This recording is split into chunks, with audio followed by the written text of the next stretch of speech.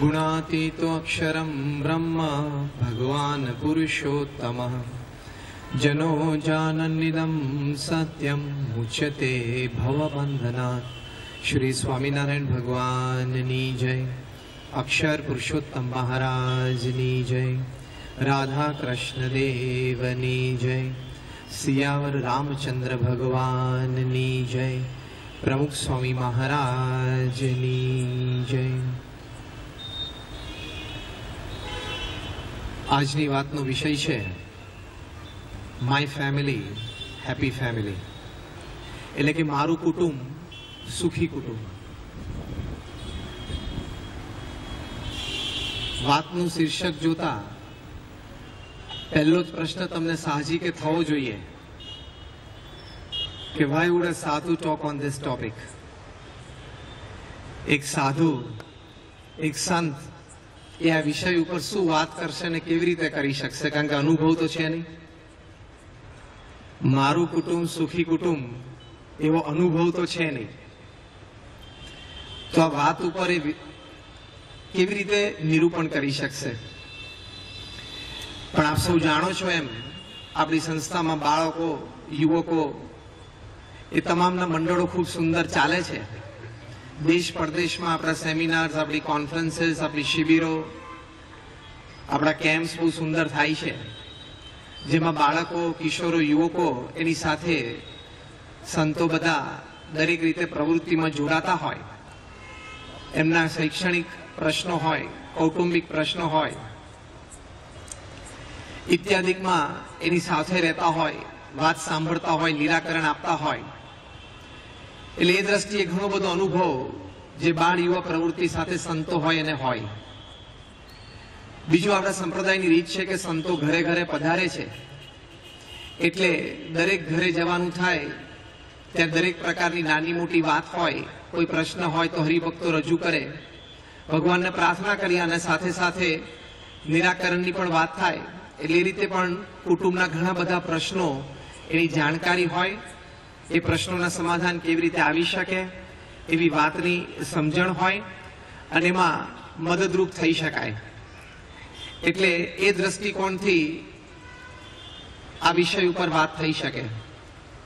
સાથે સાથે આપણા ગુરુહરિ પરમ પૂજ્ય પ્રમુખ સ્વામી મહારાજ, એમને તો લાખો કુટુંબોને તાર્યા છે. લાખો કુટુંબોમાં નાના મોટા પ્રશ્નો એનું સમાધાન એમણે કર્યું છે. આજે હજારો કુટુંબો સમાજમાં એવા છે કે જે કુટુંબો અત્યારે સંપથી, સુખથી સાથે રહે છે, એનું બહુ જ મોટું કારણ એ એવા પ્રસંગે પરમ પૂજ્ય પ્રમુખ સ્વામી મહારાજની મધ્યસ્થી, પરમ પૂજ્ય સ્વામીશ્રીએ સમયે એ કુટુંબને સાથ આપ્યો, સહકાર આપ્યો, હાથ પકડ્યો, ત્યારે કુટુંબોમાં સંપ રહ્યો. અત્યારે સુખેથી બધા સાથે રહે છે. તો સ્વામીશ્રીએ પણ અનેક પ્રસંગે આ બધા કૌટુંબિક પ્રશ્નો, એના સમાધાનની વાતો કરી છે. એ વાત આજે આપણે વધારે સારી રીતે સમજવાનો પ્રયત્ન કરશું. એટલે એ રીતે આ topic my family happy family is properly justified, કે આપણે એને પરમ પૂજ્ય સ્વામીશ્રીની દ્રષ્ટિએ જ્યારે જોશું ત્યારે થોડો સારો ન્યાય આપી શકીશું. અત્યારે આપણે સૌ 21મી સદીમાં જીવીએ છીએ અને 21મી સદીની આપણી એક વાસ્તવિક પરિસ્થિતિ એવી છે કે it is commonly described as these are the times of fancier houses but broken homes. અત્યારે મકાનો બહુ સારા છે પણ ઘર તૂટેલા છે. ઇન્ટિરિયર ડિઝાઇન્સ ને આર્કિટેક્ટ્સ હશે ને ખબર પડશે. These are the times of fancier houses but broken homes. These are the times of double incomes and more divorces. Income બધી ડબલ થઈ ગઈ ઘરમાં, પતિ પત્ની બંને કમાવા લાગ્યા અને ડિવોર્સ રેટ્સ પણ વધતા ગયા. These are the times of high-rise buildings and low-rise characters. આ બધા બિલ્ડિંગ્સ બહુ હાઈ-રાઇઝ થવા માંડ્યા અને ચારિત્ર છે બધા લો-રાઇઝ થવા માંડ્યા. These are the times of broader highways, 4 lane, 6 lane. ત્યાં લોસ એન્જલસમાં અમેરિકામાં મેં જોયો તો 32 lane, 16 going, 16 coming. These are the times of broader highways. and narrower viewpoints. દ્રષ્ટિકોણ બધા સંકુચિત થતા ગયા. એકવાર એક વ્યક્તિને ગુલાબી જોયો એટલે કાયમ ગુલાબી જ જોવાનો. એકવાર એક વ્યક્તિ વખતે આપણને દ્રષ્ટિકોણ બંધાઈ ગયો, એ વ્યક્તિ પ્રત્યેનો દ્રષ્ટિકોણ કાયમ એવો જ રહે. These are the times of broader highways but narrower viewpoints. These are the times where man has gone all the way to the moon and has come back. But he finds it extremely difficult to cross the road and meet the new neighbor. માણસ ગુરુત્વાકર્ષણની બહાર જઈને ચંદ્ર પર જઈને પાછો આવ્યો, પણ નવા પાડોશીને મળવું હોય તો ઘણા દિવસો થઈ જાય છે. હશે હવે કોઈ બાજુમાં રહેતો હશે. It's difficult. These are the times where we have broken the atom and found tremendous amount of energy. But we find it difficult to break a prejudice. આપણે અણુને તોડ્યો, શક્તિ પેદા કરી, પણ પૂર્વગ્રહને તોડવો એ બહુ જ અઘરો છે. એકવાર જે વ્યક્તિ વિશે આપણને માન્યતા થઈ કે આ આવો, પછી જિંદગીભર આપણી માટે એવો જ. Yes or no? હકીકત છે. એટલે it is difficult to break a prejudice. આ તો લિસ્ટ બહુ લાંબુ છે, જે 21મી સદીનું વર્ણન છે, સમાજનું વર્ણન છે. પણ એટ ધ એન્ડ દે સે કે these are the times where we have much to show in the show window and nothing in the stock room.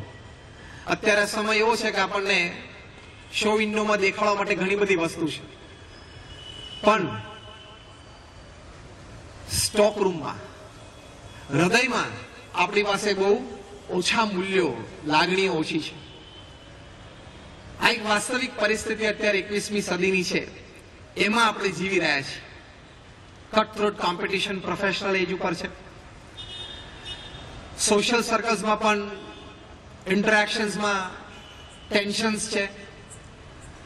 નજીકના સગાવાલામાં સંબંધો જાળવવામાં ઘણો બધો પુરુષાર્થ કરવો પડે છે. એ વાસ્તવિકતાની વચ્ચે જ્યારે આપણે જીવીએ છીએ, ત્યારે સમાજમાં અને કુટુંબમાં પણ પ્રશ્નો ઘણા બધા છે. એ આપણે રોજ ન્યૂઝપેપરમાં વાંચીએ છીએ, ટીવી પર પણ જોઈએ છીએ, આજુબાજુની વાતો કાનથી સાંભળીએ પણ છે, સગાવાલાની ઘણી બધી વાતો આપણને ખબર પણ છે. પણ વાસ્તવિકતા એ છે કે આપણે પણ એ પ્રોબ્લેમ્સ ફેસ કરીએ છીએ. અહીંયા અમદાવાદમાં જ એક એવો પ્રસંગ બનેલો કે કોઈ યુવાન when he was studying his MBBS, એમના સાથેના કોઈ કો સ્ટુડન્ટ હશે, એમની સાથે એમને હેત પ્રેમ થયું હશે. પછી બંને જણાએ ફ્રેન્ડશીપમાં 6-7 વર્ષ માસ્ટર સુધી સાથે રહ્યા. પછી બંને લગ્ન કરવાનું નક્કી કર્યું. બંને ડેન્ટલ સર્જન થયા, પણ કોઈ કારણોસર બંને બાજુથી વડીલોએ પૂર્ણ રીતે માન્યતા ન આપી, એટલે લગ્ન ન થઈ શક્યું. પણ છતાં બંને નક્કી કરેલું કે આપણે લગ્ન કરવા. એવી રીતે પણ બીજા 6-7 વર્ષ વીતી ગયા. પછી વડીલોની અનુમતિ થઈ એટલે બંનેના લગ્ન થયા. That is after about 14 to 15 years of getting together. 10 વર્ષ સુધી લગ્ન જીવન સારું ચાલ્યું. એક 5-6 વર્ષનું સંતાન પણ. પછી થોડા પ્રશ્નો ઉભા થયા, અને પ્રશ્નો એવા ઉભા થયા કે એમાં મતભેદ થયા, પછી મનભેદ થયા, અને પછી ડિવોર્સ સુધી વાત પહોંચી ગઈ. બંનેના લોયર્સે રજૂઆત કરી કોર્ટમાં, મ્યુચ્યુઅલ કન્સેન્ટથી ડિવોર્સ હતા.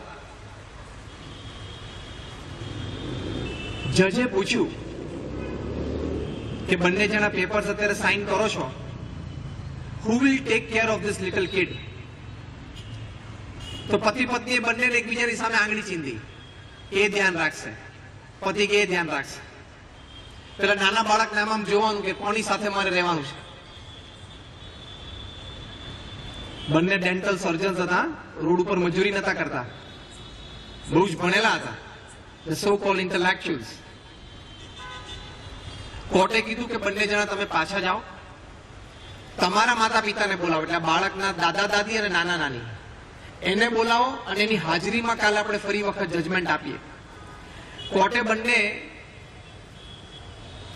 બાજુ નાના નાની દાદા દાદીને પૂછ્યું કે નાના બાળકનું કોણ ધ્યાન રાખશે.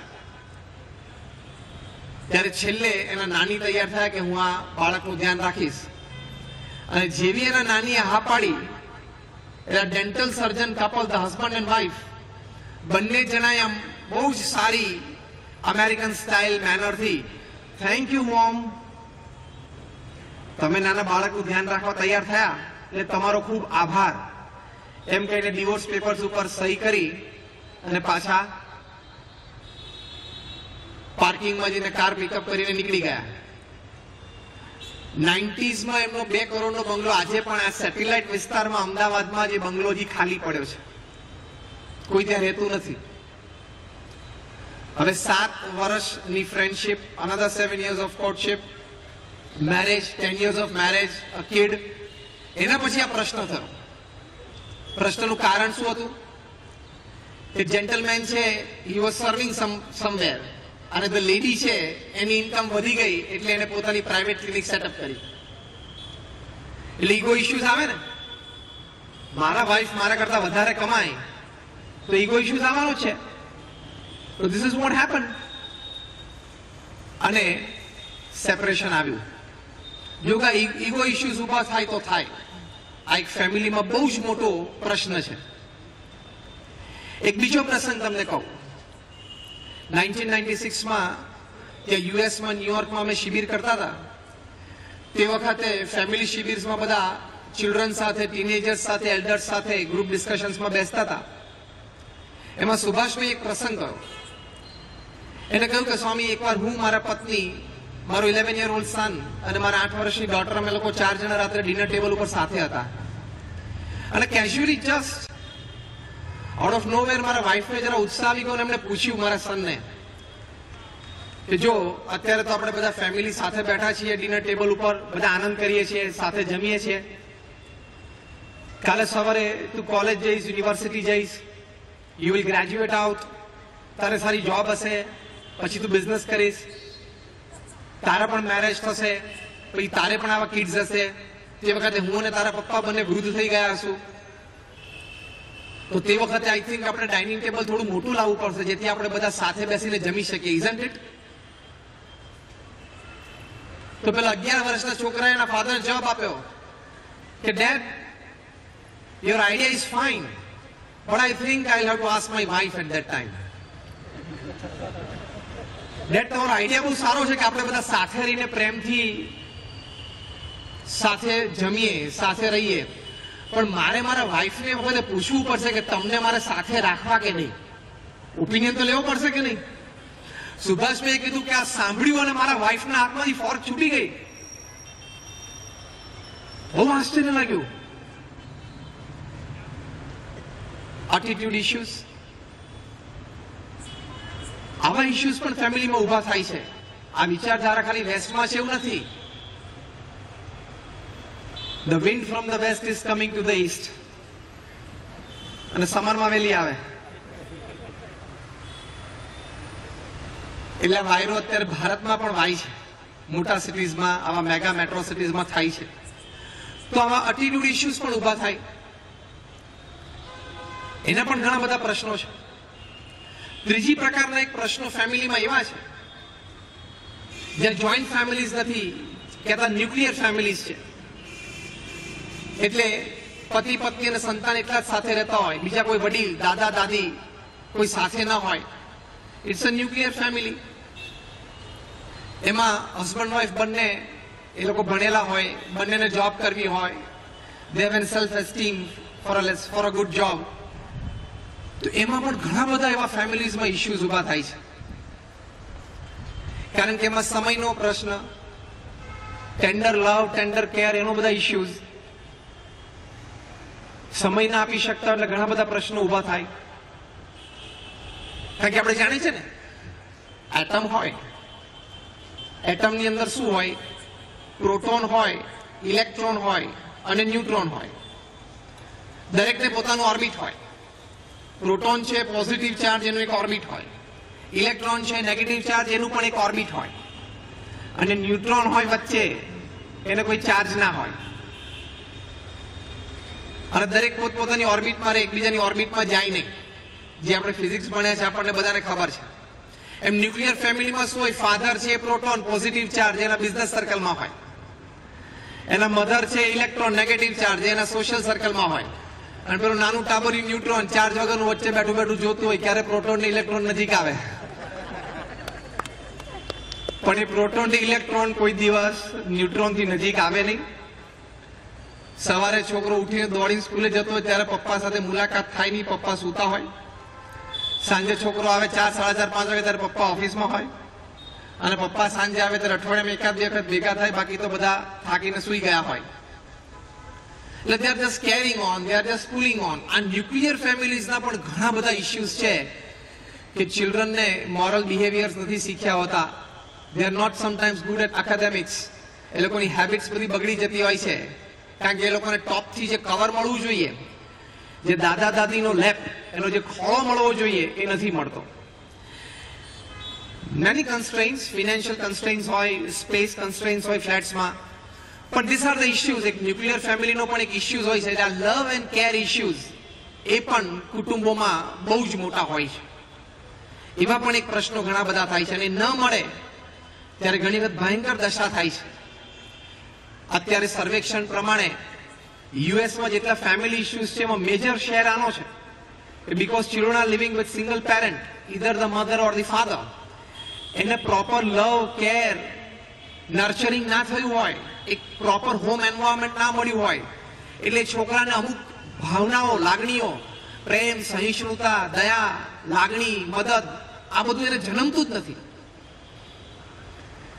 એટલે ઘણા બધા પ્રશ્નો થાય છે. 1999માં તમે કદાચ સાંભળ્યું હશે, અમેરિકામાં કોલમ્બાઇન ટ્રેજેડી થયેલી, જેમાં 12-13 વર્ષના 2 છોકરાઓ સ્કૂલમાં ગન લઈને ગયા.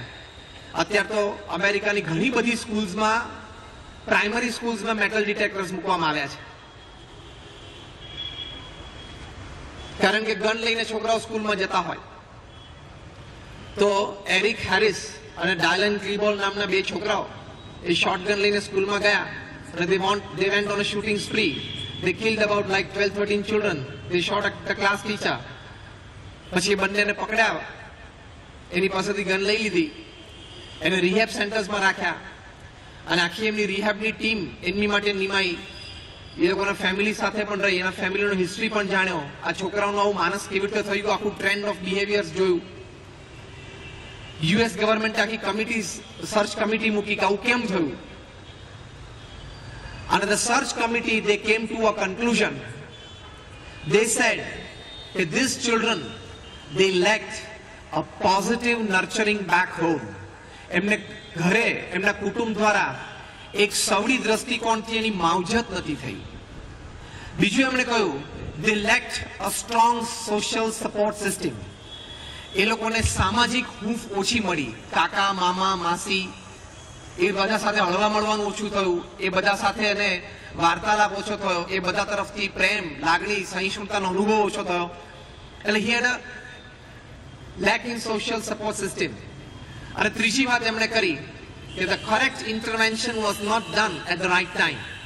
કે એ બાળકના માનસમાં કંઈક પરિવર્તન આવ્યું, એ વખતે એના મા બાપે કાળજી રાખીને એ જાણપણું ન રાખ્યું કે આજે આના વર્તનમાં કંઈક ફેર છે, આજે આ સ્કૂલેથી આવ્યો અને બોલે છે ને તો એની ભાષામાં કંઈક ફેર છે.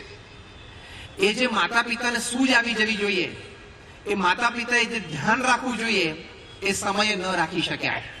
So they did not intervene properly at the right time. એટલે 3 મેજર ઇશ્યુઝ એ લોકોએ બતાવ્યા જે ન્યુક્લિયર ફેમિલીઝને બહુ લાગુ પડે છે. And these are all the issues in the family. એક બીજો પણ ઇશ્યુ એવો છે, over exposure to media, over exposure to social medias. એને લઈને માણસો બહુ જ વિકૃત થતા જાય છે. નાના નાના બાળકોના માનસ પણ બહુ વિકૃત થઈ જાય, કારણ કે ન જોવાની ઉંમરે એ ઘણી બધી વસ્તુ એવી જોવે, એટલે એના માનસમાં વિકૃતિ આવ્યા વગર રહે નહીં. ત્યાં મુંબઈમાં પાર્લા ઝૂમાં એક 15 વર્ષના છોકરાએ એના નેબરમાં એક 9 વર્ષની છોકરી હતી, એને કિડનેપ કરી અને એના ફાધર પાસે રેન્સમ માંગ્યું. પછી તો આટલા નાના બાળકો પાસે કઈ મોટા પ્લાન્સ હોય નહીં, એટલે એ લોકોને પોલીસ લઈ આવ્યા અને રિહેબ સેન્ટર્સમાં રાખ્યા અને માતા પિતાને સોંપ્યા. પણ એ ક્યાંથી શીખ્યો આ બધું?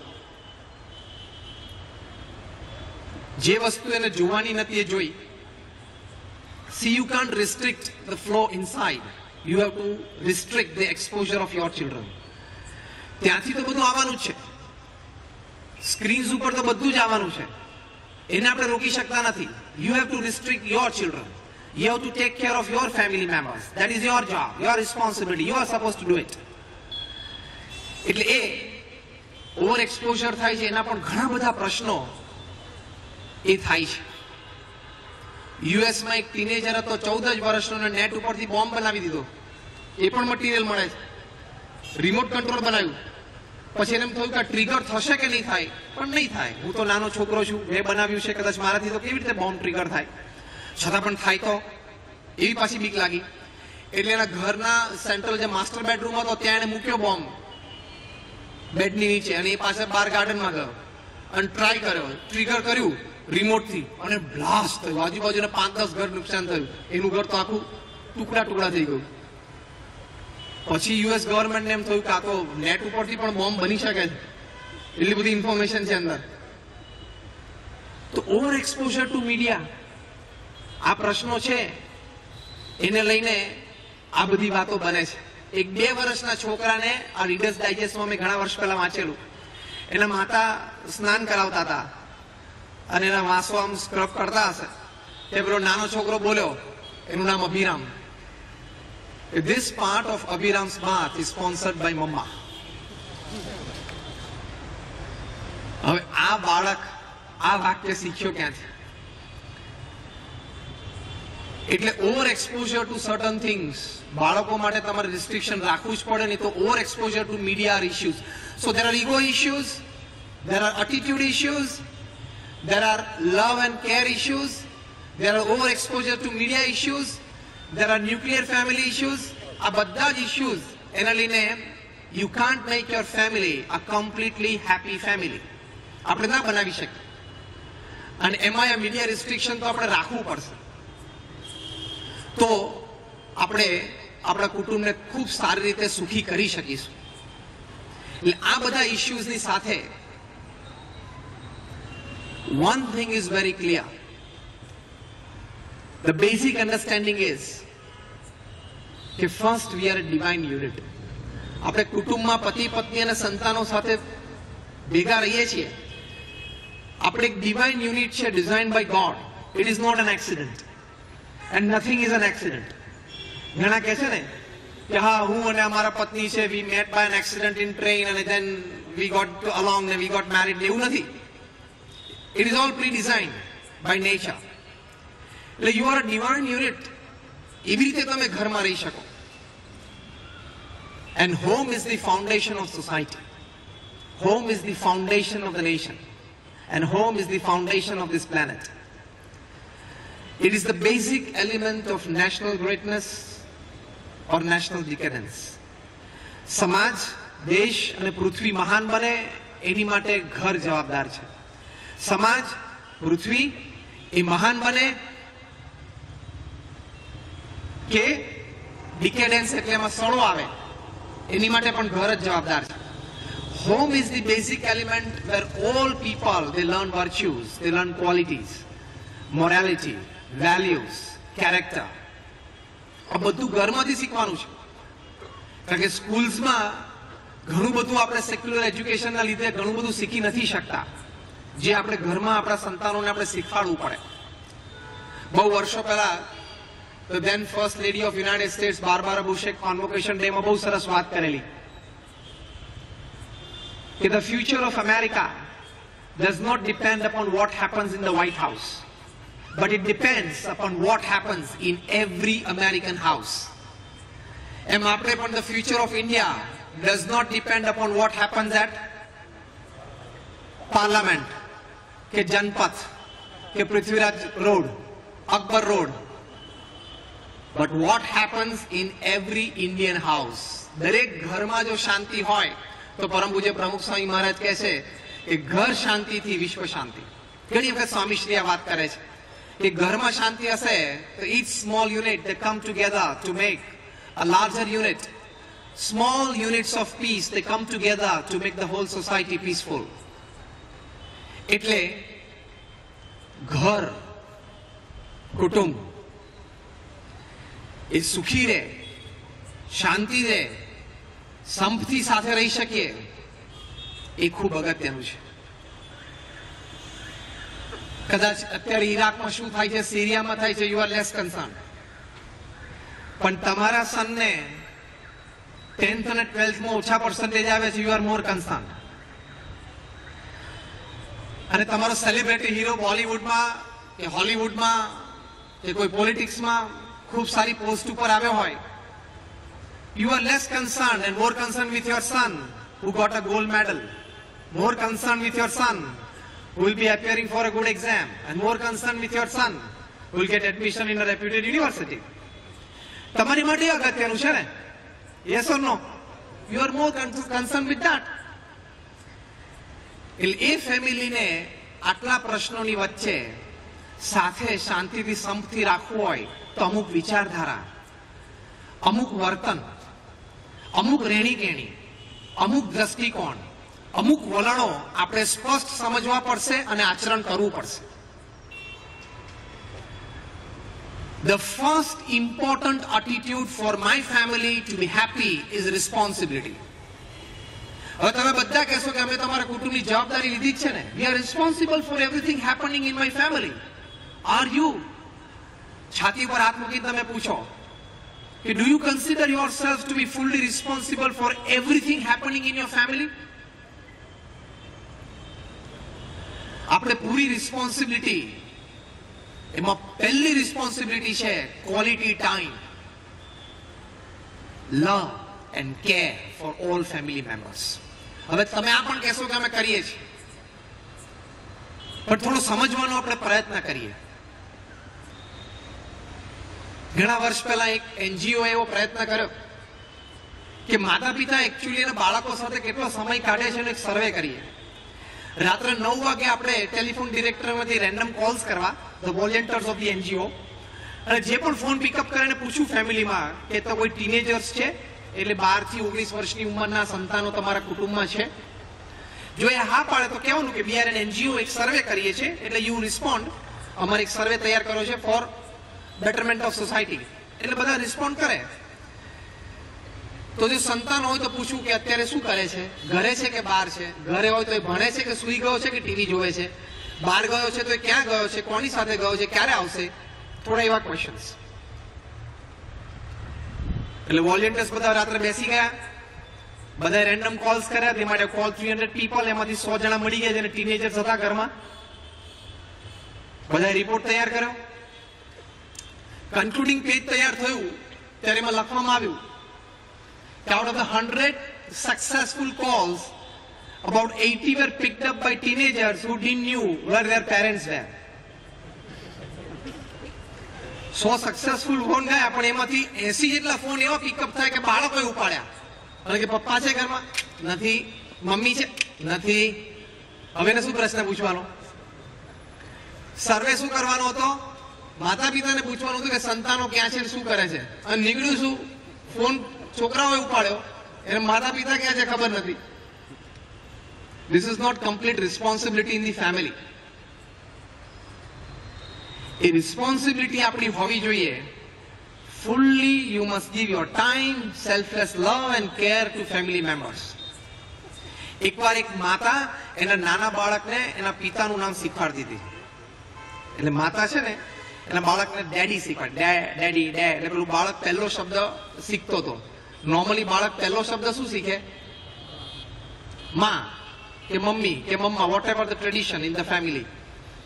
એટલે જેન્ટલમેન ઘરે આવ્યા અને જોયું કે મારા વાઇફ તો કેટલા સારા કહેવાય, મારા નાના બાળકને, સંતાનને મારું નામ શીખવાડે છે, ડેડી. એટલે તો હું રાજી થયા. પ્રસંગ એવો બન્યો કે એક દિવસ અડધી રાત્રે પેલો બાળક જાગી ગયો અને રડવા માંડ્યો. હવે એને શબ્દ તો એક જ આવડતો હતો, એટલે ડેડી ડે ડે ડે કરવા માંડ્યો. થોડી વાર રડ્યો ને એટલે પેલા જેન્ટલમેન એના વાઇફને હલાવ્યા કે ભાઈ તું આનું ધ્યાન રાખ, આ રડે છે. તેના વાઇફ આમ કેઝ્યુઅલી ટર્ન ઓવર થઈ ગયા કે શાંતિથી સાંભળો, જેને બોલાવે ને એને એટેન્ડ કરવાના. તમને બોલાવે છે તો તમે અટેન્ડ કરો ને. હવે ખબર પડી પહેલો શબ્દ ડેડી કેમ શીખવાડેલો? આ બધી રાત્રે ક્રાઇસિસ ઊભી થાય ને એની માટે it is just a casual story apart. પણ જો કહેવાનું શું છે કે full responsibility of the family એ જો આપણે લઈએ in terms of time, care and love. તમે બધાએ સ્ટીવ જોબ્સ નું નામ સાંભળ્યું હશે. Yes or no? Just raise your hands. You know Steve Jobs, everybody. તમારામાંથી અડધા એની પ્રોડક્ટ વાપરતા હશો. એવરીથિંગ સ્ટાર્ટ્સ વિથ આઈપોડ ને આઈટ્યુન્સ ને આઈફોન ને આઈપેડ ને બધું. એ સ્ટીવ જોબ્સ હમણાં 55-56 વર્ષની ઉંમરે કેન્સરથી મૃત્યુ પામ્યા. અને હમણાં ગયા મહિને એમની બાયોગ્રાફી તૈયાર થઈ. વોલ્ટર આઇઝેકસન નામના એક રાઇટર, જેમના પરમ મિત્ર, એમને આ બાયોગ્રાફી લખી છે. The title of the biography is simple, Steve jobs. હવે આ વ્યક્તિ એને જે દુનિયાને આપ્યું છે એ અદ્વિતીય છે. એપલ એક સામાન્ય કંપનીમાંથી આજે આમ પ્લેનેટ પાવર હાઉસ કહેવાય. It is a $700 billion company. એનું રેવન્યુ છે એપલનું is more than the GDP of 169 countries. દુનિયાના 170 દેશોને ઇન્ડિવિજ્યુઅલ જીડીપી કરતા એપલનું રેવન્યુ વધારે છે. એટલે પ્રોબેબલી એવું બને કોઈક વખત કે એપલનો એક્ઝિક્યુટિવ હોય એ ન્યુયોર્કમાં મેનહટનમાં બેઠો બેઠો આફ્રિકાની કોઈ ગવર્મેન્ટ ટોપલ કરી નાખે. એટલી તાકાત છે આ કંપનીની, અમેરિકન કંપનીઝની. આ Steve Jobs, man of perfection, dedicated man, workaholic. આ જીવન ચરિત્રમાં એક પ્રસંગ લખાણો છે કે સ્ટીવ જોબ્સને એમના એક મિત્ર ન્યુયોર્ક ટાઈમ્સના સિનિયર જર્નલિસ્ટ હતા નિક બિલ્ટન.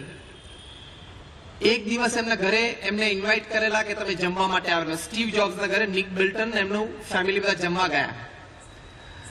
ત્યારે નિક બિલ્ટને પૂછ્યું કે સ્ટીવ, હું તો એમ જાણતો હતો કે તારા ઘરની વોલ્સ તો બધી ટચ સ્ક્રીન હશે, અને હું એમ જાણતો હતો કે તારી ડાઇનિંગ ટેબલ ઉપર તો બધી આઈપેડ્સ ની સ્લેટ્સ હશે. It's very simple. Steve Jobs કે લાઈક ધીસ, કેઝ્યુઅલી જવાબ આપ્યો. પછી એને સ્ટીવ જોબ્સને પૂછ્યું કે તારા સંતાનો કયો આઈફોન વાપરે છે? 4, 5, 6 બધા સર છે ને, એમાંથી કયો વાપરે છે? સ્ટીવે કેઝ્યુઅલી કીધું કે આસ્ક ધેમ. બધા ડાઇનિંગ ટેબલ ઉપર બેઠા હતા. સ્ટીવ જોબ્સની 14 વર્ષની દીકરી અને એનો 11 વર્ષનો દીકરો એને પૂછ્યું.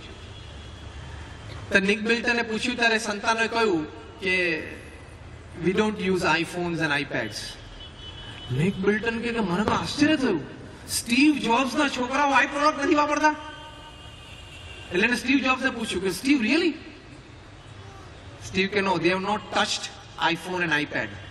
શું વાત કરો છો? કે અમે તો ક્રેઝી છીએ કે અમારા સંતાનોને અમારા સ્માર્ટફોન્સ જ આપવા છે, અને ઘણા સ્માર્ટફોન્સ એવા લઈને ફરે એના હાથમાં સમાતો નથી. બોલો, સાઈઝ એવી હોય છે ને એના હાથમાં સમાતો નથી. એટલા શોખીન મોટા મોટા, અને જીન્સમાં મૂક્યો હોય ને અંદર રિંગ વાગે તો કાઢતા કાઢતા રિંગ પૂરી થઈ જાય. ખેંચીને કાઢવાનો ને ટાઈટ જીન્સમાંથી આટલો જાડો ફોન. સ્ટીવ જોબ્સે કહ્યું કે ના, they don't use. Steve, why? બહુ સરસ પ્રશ્ન પૂછ્યો નિક બિલ્ટને કે કેમ? સ્ટીવ જોબ્સે બહુ સુંદર ઉત્તર આપ્યો. આઈ નો ધ હઝાર્ડ્સ ઓફ ટેકનોલોજી. આ શું છે ને, આ કેટલો ભયંકર રાક્ષસ છે ને હું જાણું છું, કારણ કે મેં બનાવ્યો છે.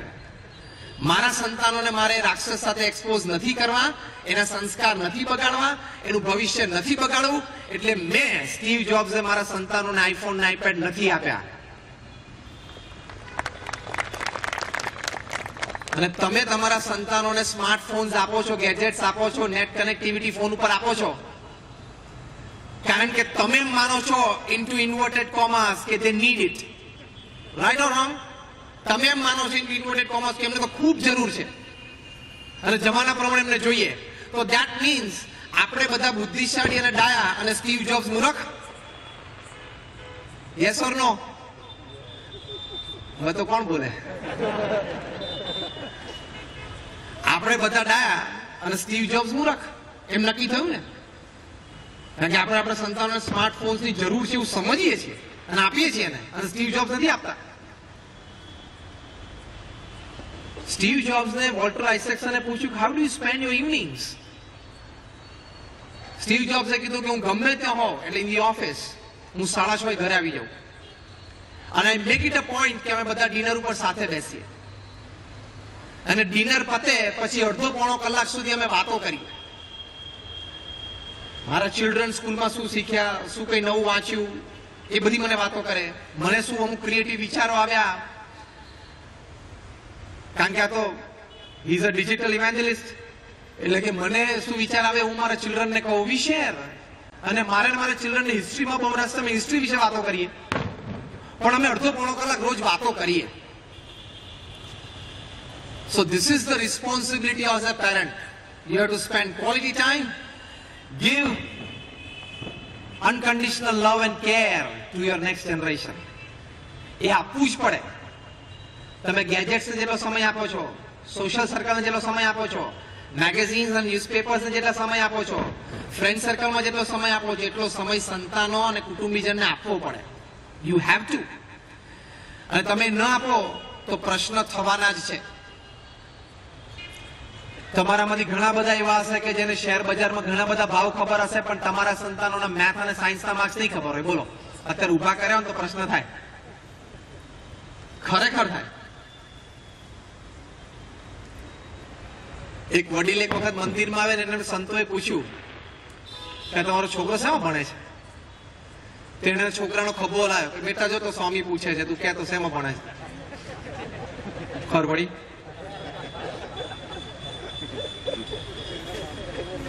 એને ખબર જ નહોતી કે છોકરો છઠ્ઠામાં એક સાતમામ છે.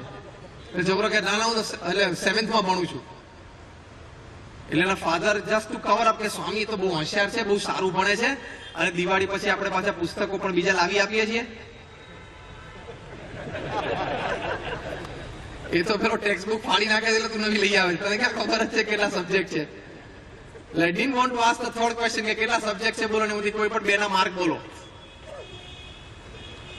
તમને વર્લ્ડ કપના ફિગર્સ યાદ રહે છે, સેમીફાઇનલ ફાઇનલ્સમાં કયા બેટ્સમેને કેટલા સ્કોર કર્યા, કયા બોલરે કેવી બોલિંગ કરી યાદ રહે છે. તમારા છોકરાઓના માર્ક્સ યાદ નથી રહેતા કે ગઈ વખતે એને મેથમાં 50 માંથી 45 હતા, આ વખતે 40 થઈ ગયા, અને આ વખતે તો સાવ 30 થઈ ગયા.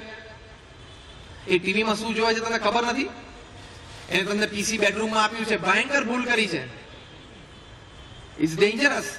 સ્ટીવ જોબ્સ એમ સમજતા હોય કે ઇટ ઇઝ હઝાર્ડસ, આ રાક્ષસ છે, મેં એને પેદા કર્યો છે અને મને ખબર છે. તો ઇટ્સ ધી અલ્ટિમેટ મેસેજ. બીજું શું પ્રૂફ લેવા જવાનું ગેજેટ્સનું? હા, એને જરૂરી છે, એને આપો. ફોનની પણ જરૂર છે, નેટની પણ જરૂર છે, બધી જરૂર છે, પણ થોડું રિસ્ટ્રિક્શન અને કંટ્રોલ રાખવો જોઈએ. એને નેટ યુઝ કરવું હોય તો એને કરવા દેવાનું. એને ઘરે હોમવર્ક માટે જરૂર હોય તો જરૂર છે તો આપવાનું, પણ એ જોવે એવી જગ્યાએનું પીસી મૂકવાનું જ્યાંથી કોઈ વડીલની અવર જવર હોય. એને પ્રાઇવેટ અંદર રૂમમાં આપતા જ નહીં, એ તો પ્રશ્ન આવશે જ. એને તમે ગેજેટ આપો તો એમાં ધ્યાન રાખો એનું બિલ કેટલું આવે છે, એ કયા નંબર્સ ઉપર રિપીટેડ કોલ કરે છે, શું વાત કરે છે. You should no. સી આપણે એની પાસેથી કંઈ લઈ નથી લેવું. એ લોકોને મોડર્ન કરવા છે, એ લોકોને ઇન્ટેલેક્ચ્યુઅલ્સ કરવા છે, પણ સાથે સાથે સંસ્કારિત પણ રાખવા છે. We want to make him a fine engineer, but at the same time we want to make him a wonderful human being. સારો ચાર્ટર્ડ એકાઉન્ટન્ટ બને જરૂરી છે, પણ સાથે સાથે સારો માણસ બને એ પણ જરૂરી છે કે નહીં? That is the biggest gift that you can give to the nation. એટલે એ થોડો કંટ્રોલ રાખવો પડે. દુનિયાનું સૌથી મોટું ટેકનોલોજી મેગેઝિન છે વાયર્ડ, WIRED. એના એડિટર તરીકે 30 વર્ષ સુધી ક્રિસ એન્ડરસન રહ્યા. એનો હમણાં ઇન્ટરવ્યુ હતો ઓન હિઝ રિટાયરમેન્ટ કે તમે 30 વર્ષ સુધી વર્લ્ડનું લીડિંગ મેગેઝિન તમે એડિટ કર્યું. You know what is technology in and out. Tell us the impact of technology on the next generation. Chris એન્ડરસને વાત કરી કે મારે 5 સંતાનો છે. 6 વર્ષથી માંડીને 19 વર્ષ સુધીના મારા 5 સંતાનો. આઈ નો કે આનાથી શું ભયંકરતા રચાય છે, એનું માનસ કેટલું વિકૃત થાય છે.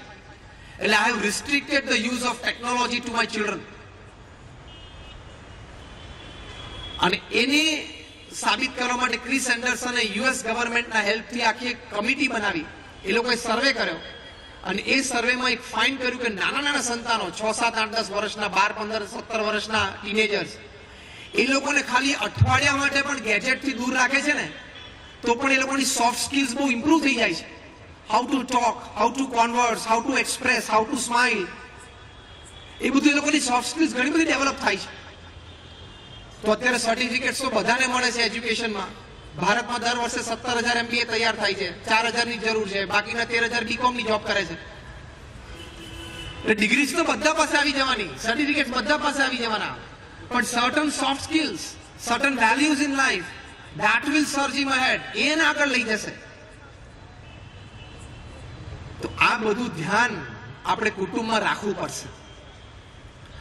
હમણાં આદિત્ય બિરલા ગ્રુપના ચેરમેન કુમાર મંગલમ આદિત્ય એમના પત્નીનો ઇન્ટરવ્યુ ટાઈમ્સ ઓફ ઇન્ડિયામાં આવેલો, અને એમને વાત કરી કે how do you find time for your family. હવે આ 4 લાખ કરોડનું કોંગ્લોમેરેટ છે, it's a huge international presence.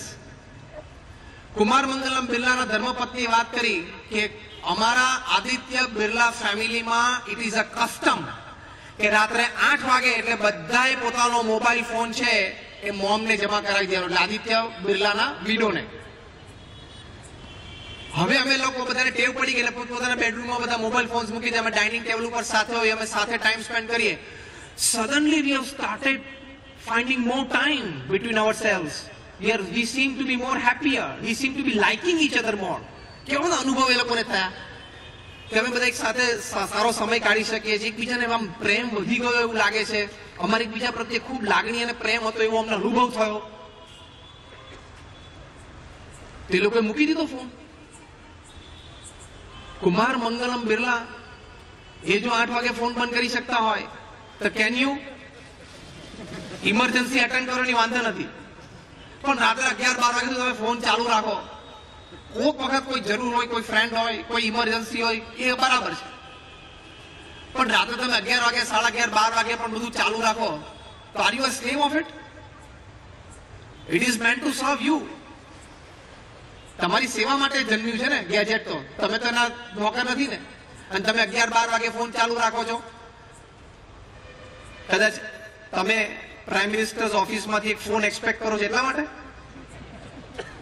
કે 2G સ્કેમમાં કે કોલ સ્કેમમાં કે બ્લેક મનીમાં કે જેપીસીમાં લેન્ડ એક્વિઝિશન બિલ નવું આવે છે, લોકસભામાં પાસ થયું, રાજ્યસભામાં બાકી છે, એ બધામાં ક્યાંક જેપીસીમાં જોઈન્ટ પાર્લામેન્ટરી કમિટીમાં તમને કદાચ નરેન્દ્ર મોદીનો અચાનક ફોન આવે ને હું દેશની સેવા ન કરી શકું એટલે તમે રાત્રે 12 વાગે ફોન ચાલુ રાખો છો.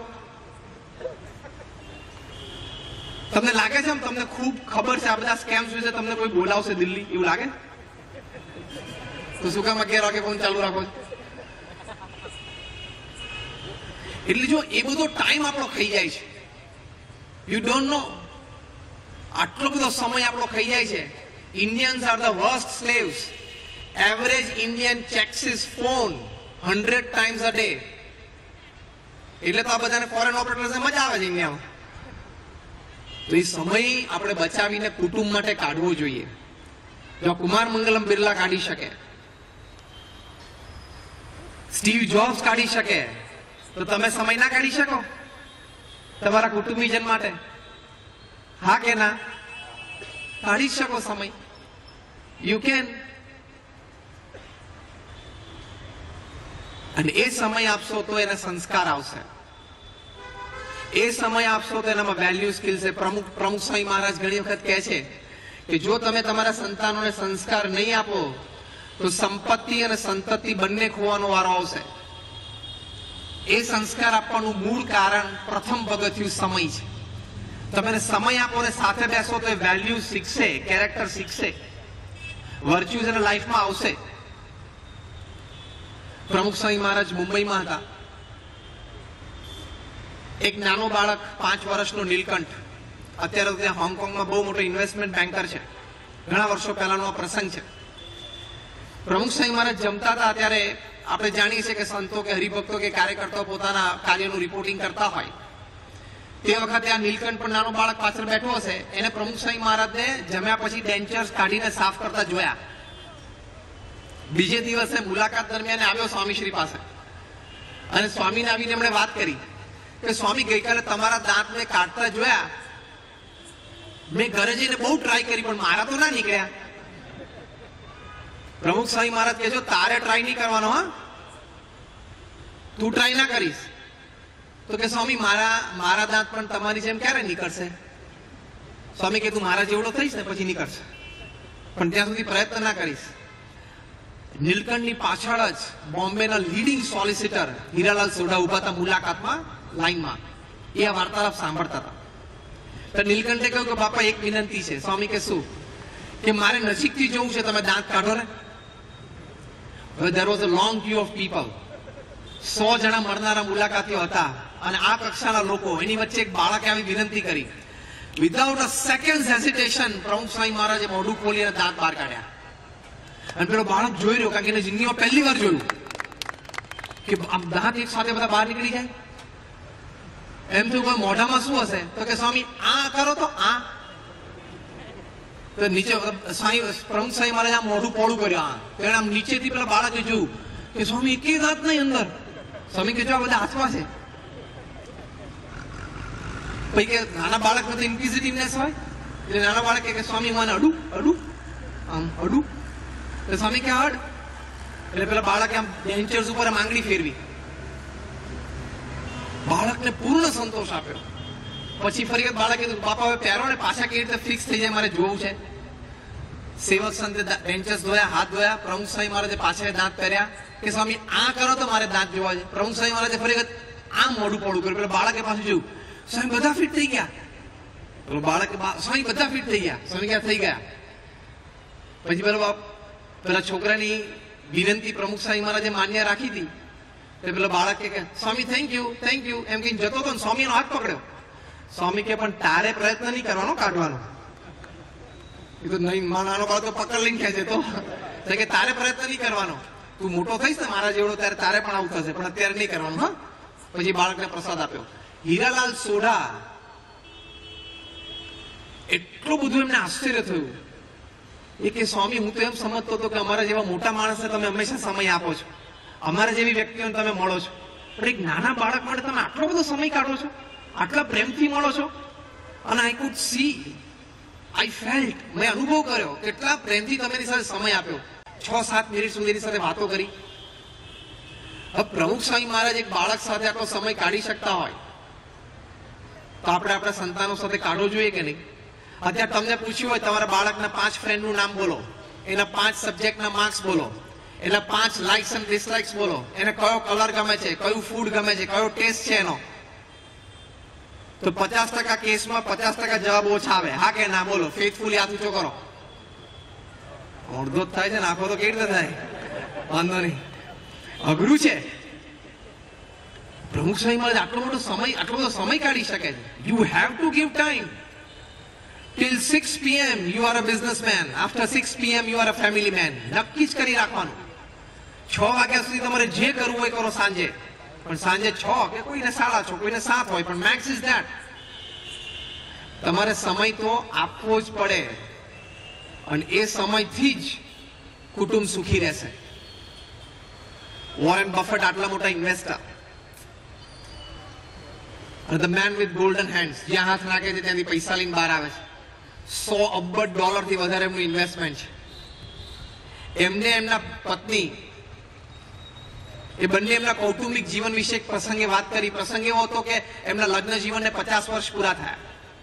એટલે એમની જે ફ્લેગશિપ કંપની છે બર્કશાયર હેથવે, એને 63 કંપનીઝ છે, એટલે 63 CEOs એ 50 પાર્ટીઝ રાખેલી ઓલ ઓવર ધ વર્લ્ડ.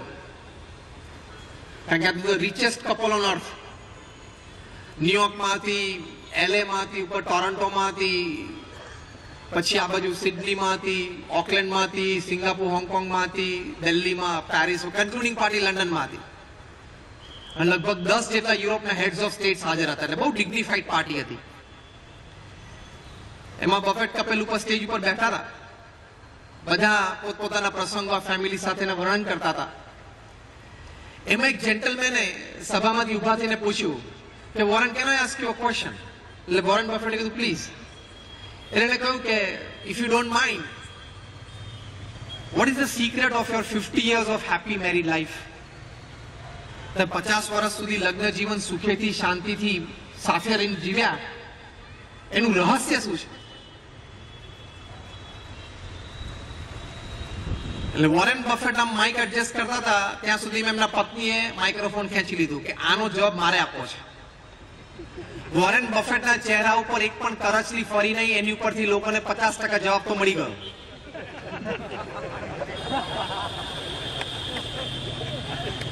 %50 જવાબ તો મળી ગયો. વોરેન બફેટ નું મોઢું બગડ્યું નહીં ને, એની ઉપરથી 50% જવાબ મળી ગયો.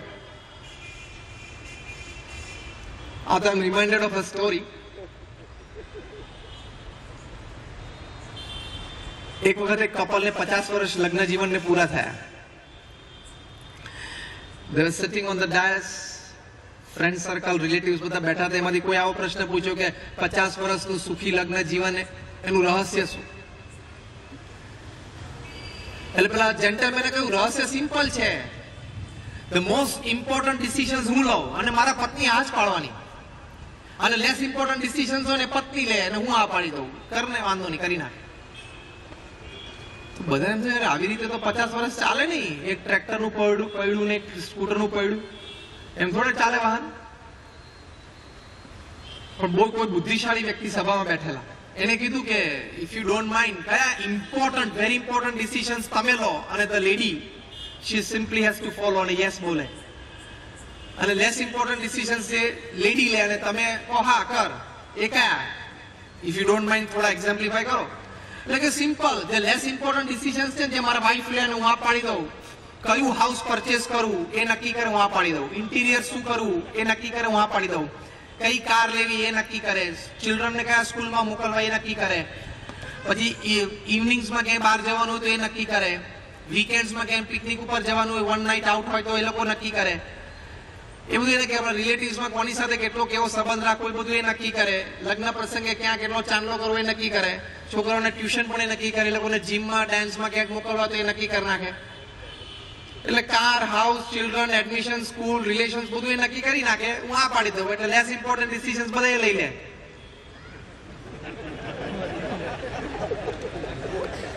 ઓડિયન્સમાં બધાને વધારે આશ્ચર્ય થયું. હવે મોસ્ટ ઇમ્પોર્ટન્ટ ડિસિઝન્સ બાકી કયા રહ્યા કે જેન્ટલમેન લે અને લેડી હા પાડે?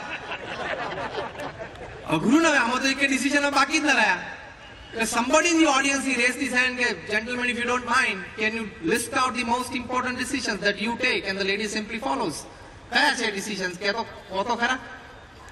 The gentleman કે simple, most important decisions. અમેરિકાએ ઈરાકમાં એન્ટર થવું કે નહીં? હું કહું ના. મારા પત્ની કે you are right, ના થવું જોઈએ, ચા પી લો. અગત્યના નિર્ણયો છે ને એ હું લઉં અને મારા પત્ની ફોલો કરે. અફઘાનિસ્તાનમાં વોર કર્યું અમેરિકાએ, એ આઈ થિંક બરોબર કર્યું તાલિબાનનું, એવું ધારો કે હું કહું, મારા પત્ની કે બરોબર છે, તમે કહો છો બરોબર છે. ઇમ્પોર્ટન્ટ ડિસિઝન્સ જ્યાં પ્લેનેટ અર્થ કન્સર્ન હોય ને, આખી પૃથ્વી કન્સર્ન હોય ને, ત્યાં હું લઉં ને મારા વાઈફ હેઝ ટુ ફોલો. અને જ્યાં લેસ કન્સર્ન, આ મારું નાનું 3 બેડરૂમ છે ને ઘર, એમાં કઈક નાની વસ્તુ હોય ને તો એ બધું જોઈ લે. લેવામાં તો ચાલી જ જાય. આ તો just a casual story apart, but when Warren Buffett couple was asked what is the secret of your happiness, the secret of your 50 years of happy married life, ત્યારે મિસિસ બફેટે બહુ સુંદર વાત કરી. હવે આ બધા સાંભળજો, બહુ સાંભળવા જેવી આ વાત છે. મિસિસ વોરેન બફેટે કહ્યું કે અમારા 50 વર્ષના લગ્ન જીવનમાં એક પણ દિવસ એવો નથી જ્યારે હું અને મારા હસબન્ડ ને અમારા ચિલ્ડ્રન, ફેમિલી મેમ્બર્સ, અમે રાત્રે ભોજન માટે એટલે કે ડિનર માટે સાથે ન બેઠા હોય. See I am talking of the world's richest man, હા, જેને $100 અબજ ઇન્વેસ્ટમેન્ટ છે, જેની 63 મલ્ટીનેશનલ કંપનીઝ ચાલે છે. એમના વાઈફે બીજી વાત કરી કે એક પણ દિવસ અમારા લગ્ન જીવનનો એવો નથી જ્યારે હું અને મારા પતિ Warren, we have not gone out on an evening walk for half an hour after dinner. અડધો કલાક ચાલવા ન ગયા એવું બન્યું નથી. ત્રીજી વાત કરી કે એક પણ દિવસ એવો નથી કે જ્યારે હું અને મારા પતિ વોરેન અમે લોકોએ અમારા સંતાનોને ટ્યુશન ન આપ્યું હોય. અમારા સંતાનોને અમે ટ્યુશન આપતા હતા, પછી હવે અમારા ગ્રેન્ડચિલ્ડ્રનને પણ અમે ટ્યુશન આપ્યું, અને અત્યારે અમે અમારા ગ્રેટ ગ્રેન્ડચિલ્ડ્રન બધા નાના નાના છે એને ટ્યુશન આપીએ છીએ. એને ટ્યુશનના પૈસા પોસાતા નહીં હોય, નહીં? વોરેન બફેટને ટ્યુશનના પૈસા પોસાતા નહીં, આપણા જેવા એમને પોસાય નહીં ને. આપણે તો પોસાય એટલે ઘરે પેલા ટ્યુશનના સર આવી જાય ભણાવતા હોય. પીપલ વર સરપ્રાઈઝ કે ટ્યુશન તમે કરો છો જાતે, આટલો બધો સમય આપી શકો છો તમારા children, grand children, great grand children માટે? એને કહ્યું કે હા, that is an important time where we can come together, connect and share, care and pass on the family values. એ સમય અમે અમારા કુટુંબના વેલ્યુઝ છે ને નેક્સ્ટ જનરેશનને પાસ ઓન કરવા માટેનો સમય છે, તો એ સમય કાઢે છે.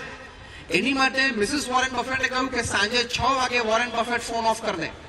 હી comes to home, he is a family man. 50 વર્ષ પહેલા અમારા લગ્ન થયા પછી 1-2 મહિના પછી અમે ઘર જોયું ને આ ઘર નક્કી કર્યું. એ જ ઘરમાં આજે 50 વર્ષ પછી એ ફેમિલી રહે છે.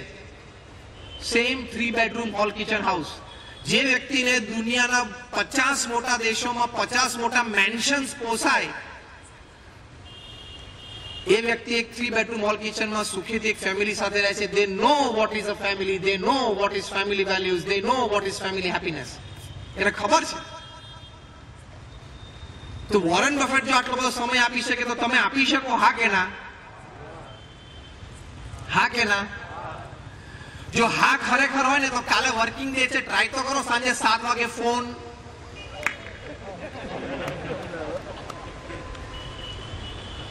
ડિફિકલ્ટ ને? ટ્રાય તો કરજો. સાયલેન્ટ ઉપર રાખજો. જુઓ તો ખરા કેટલા ઇમરજન્સી આવે છે. ઇમરજન્સી અટેન્ડ કરજો, બાકી કેઝ્યુઅલ ફોનની જરૂર નથી.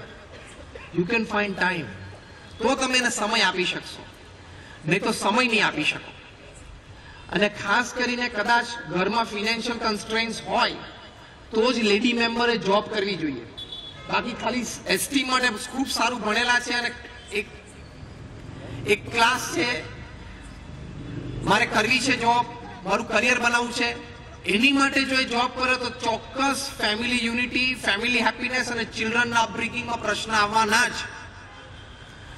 અત્યારે વેસ્ટમાં, યુરોપમાં અને ઇંગ્લેન્ડમાં અને અમેરિકામાં એક નવું કલ્ચર શરૂ થયું છે કે વધારે ને વધારે women they are letting off their jobs અને full time mom in the house થઈ ગયા. એટલા માટે હમણાં બોસ્ટનમાં એક salary.com ઇન્સ્ટિટ્યૂટે એક રિસર્ચ કરી કે જે ફૂલ time mom in the house, full time જે માતા ઘરમાં છે એને એક જોબ તરીકે ગણીએ તો એનો પે કેટલો હોઈ શકે. તે લોકોએ કમ્પેર કર્યું કે કોઈ પણ વુમન કેટલા પ્રકારની જોબ્સ કરે તો ટેકનિશિયન હોય એટલે કે લેબ ટેકનિશિયન હોય, આઈટી એન્જિનિયર હોય, નર્સ હોય, ટીચર હોય અને હવે તો સીઈઓ પણ હોય છે. તે લોકોને કામ શું, કેટલા કલાકનું કામ, કેવી પ્રકારનું કામ ને શું સેલરી, એનો એક કમ્પેરેટિવ સ્ટડી કર્યો અને કન્ક્લુઝન રિપોર્ટ એવો બનાવ્યો કે the full time mom in the house, જે માતા ફૂલ ટાઈમ ઘરમાં રહીને ઘર સાચવે છે, ઘરના ફેમિલી મેમ્બરને સાચવે છે, એને એક જોબ તરીકે ગણીએ તેનો પગાર, એનો સેલરી કેટલો હોઈ શકે? તો એ લોકોએ નક્કી કર્યું કે $117,000 $1,17,000. એટલે ફૂલ time mom in the house હોય ને, જે પત્ની ફૂલ ટાઈમ ઘરે રહીને ઘરે સાચવે છે, એનો પગાર એપ્રોક્સિમેટલી 85 થી 90 લાખ રૂપિયા થયો વર્ષે. એ લોકોએ કન્સિડર કર્યું એક તો કે બધાને સેટિસ્ફેક્શન આપવાનું, ફેમિલી મેમ્બર્સના જુદા જુદા ટાઈમ હોય એ બધા ટાઈમ સાચવવાના, અને different class of people, driver, chef, husband, elders બધા સાથે ડીલ કરવાનું, બધાને રાજી કરવાના. એ બધા ક્રાઇટેરિયા અને પેરામીટર્સ કન્સિડર કરીને સેલરી નક્કી થયો. તો full time mom in the house is a dignified job. એ આપણી પરંપરા છે. અગેન ફિનાન્શિયલ કન્સ્ટ્રેન્ટ્સ ના હોય તો આ દિશામાં ચોક્કસ વિચારવું જોઈએ કે ફૂલ ટાઈમ એક લેડી મેમ્બર ઘરમાં હોય તો એ કુટુંબની યુનિટી એટલે કે સંપ, કુટુંબમાં સુખ એટલે હેપીનેસ અને બાળકોના સંસ્કાર અને ઉછેર માટે બહુ જ અગત્યની વ્યક્તિ ઘરમાં થઈને રહે. એટલે એ responsibility of time, love and care. બીજી અગત્યની રિસ્પોન્સિબિલિટી છે કે રિસ્પોન્સિબિલિટી ઓફ બિહેવિયર્સ. વડીલ તરીકે આપણું એક વર્તન એ ઘરમાં આપણે એવું હોવું જોઈએ કે આપણી નેક્સ્ટ જનરેશનને કેઝ્યુઅલી જ એમાંથી ઘણી બધી વાત શીખવા મળે. સંતાનો ઘણી વખત ગાળ બોલતા ક્યાંથી શીખી જાય? ઘરમાં બોલાતી હોય એટલે. સિગરેટ ક્યાંથી પીતા થઈ જાય? એના ફાધર એને પાનના ગલ્લા ઉપર સિગરેટ લેવા મોકલતા હોય નાનો હોય ત્યારથી, એના પગ તો ઉપડે ને, પાનના ગલ્લા તરફ ગયો તો ખરો ને. આજે ખાલી તમારે સિગરેટ લેવા ગયો, કાલે સિગરેટ પીવો થઈ જશે. તો તમારા બિહેવિયર્સ છે એ પણ તમારે ખૂબ ખ્યાલ રાખવો પડશે. If you drink in front of your children, in front of family members, એ શીખશે જ. તમે કદાચ કંટ્રોલ રાખી શકો છો, કંટ્રોલ કદાચ ના રાખી શકે, કાલે ડ્રંકાર્ડ બની જાય તો જવાબદારી તમારી છે. તો બિહેવિયરલ પેટર્ન્સ હોવા જોઈએ, એ ખૂબ જરૂરી છે. સંતોની શિબિરમાં એક વખત ટીનેજર્સને ફોર્મ ભરાવ્યું કે તમે તમારા માતા પિતા વિશે શું ગમે છે અને શું નથી ગમતું. મૂળ હેતુ એટલો હતો કે વડીલોને આપણે કઈ પ્રકારની વાત કરી શકીએ, સમજણ આપી શકીએ. એમાં અમુક બાળકોએ જે વાતો લખેલી, એક બાળકે લખેલું કે મારા માતા પિતા મારા દાદા દાદીની હાજરીમાં ઝઘડે છે ને એ મને નથી ગમતું. એક સંતાન એવું લખેલું કે મારા માતા પિતા એ મારી કમ્પેરિઝન મારા પાડોશમાં મારા મિત્ર સાથે કરે છે, મને નથી ગમતું. મારા માતા પિતા મારા કરતા મારા નાના ભાઈને વધારે પ્રેમ કરતા હોય એવું મને લાગે છે.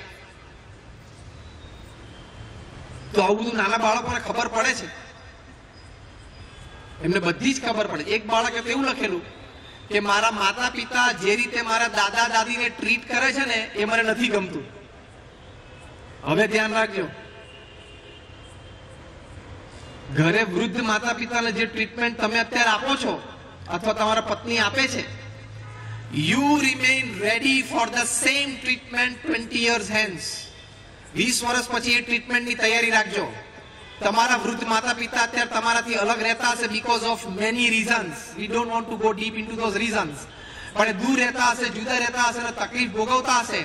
એ સેમ ટ્રીટમેન્ટ તમારા સંતાનો તમને આપશે જ. પ્રમુખ સ્વામી મહારાજને અમેરિકામાં એક પત્રકારે પૂછેલું કે આ ઓલ્ડ એજ હોમ્સ, ઘરડા ઘર એ સમાજમાંથી ક્યારે નાબૂદ થશે?